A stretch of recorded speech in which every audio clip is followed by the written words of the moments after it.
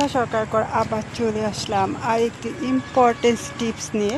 সেটা অবশ্যই আমার নতুন নতুন বন্ধুদের জন্য, যারা নতুন নতুন কন্টেন্ট মনিটাইজেশন পেয়েছো, তারা সুন্দরভাবে কাজ করে ধৈর্য সহকারে কীভাবে ফলোয়ার্স, রিচ, এনগেজমেন্ট সব কিছু বাড়বে ডিটেলসে আলোচনা করবো। একটু ধৈর্য সহকারে শুনতে হবে। এই টিপসগুলো মেনে চললে অবশ্যই আমি জানি তোমাদেরও সফলতা জলদি চলে আসবে।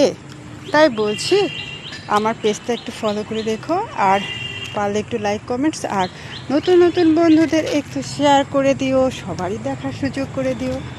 তাহলে মেন বক্তব্যে চলে আসি।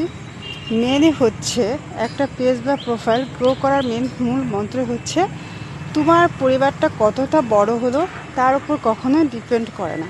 ডিপেন্ড করে কিসের উপরে? তোমার পরিবারে কত অ্যাক্টিভ বন্ধু আছে।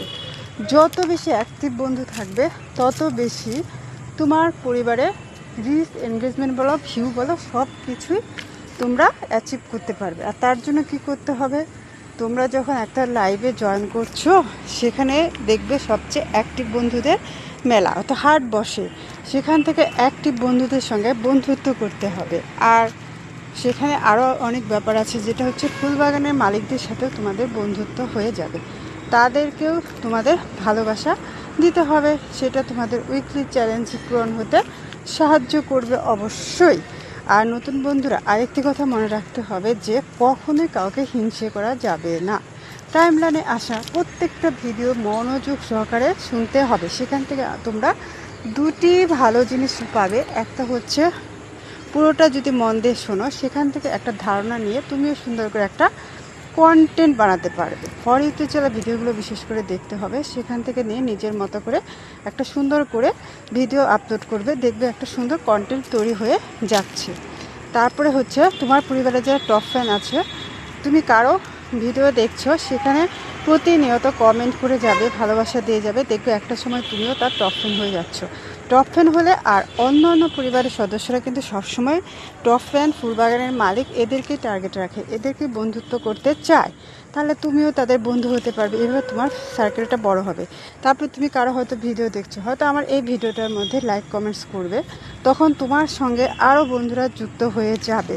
আবার তুমি কি করবে? আরও যে বন্ধুরা আছে তাদের সঙ্গে যুক্ত হয়ে যাবে। এভাবে এনগেজমেন্টটাকে বাড়াতে হবে। তাহলে কি হবে? রিচটাও বাড়বে। অর্থাৎ তোমার অনেক নতুন নতুন বন্ধুদের সাথে সংযোগ স্থাপন করতে হবে। যত নতুন বন্ধুদের সাথে বন্ধুত্ব হবে, তত তোমার পরিবারটা জলদি বড় হবে। আর কখনোই ফলোয়ার্সের পিছনে না দৌড়দৌড়ি করে কি করতে হবে বলো তো? তোমাদেরকে কন্টেন্টের উপর ধ্যান দিতে হবে। কন্টেন্টটা যদি ভালো হয়, তাহলে ভিডিও তো ভাইরাল হবেই। আর একটা ভিডিও যদি ভাইরাল করতে পারো, তাহলে সেখান থেকে প্রচুর ফলোয়ার্স আসবে। তারপর হচ্ছে রিচ, এনগেজমেন্ট সব বেড়ে যাবে। আর প্রত্যেকটা ভিডিও তোমার ফর ইউতে যাবে। তার জন্য কি করতে হবে? কন্টেন্ট ভালো করতে হবে।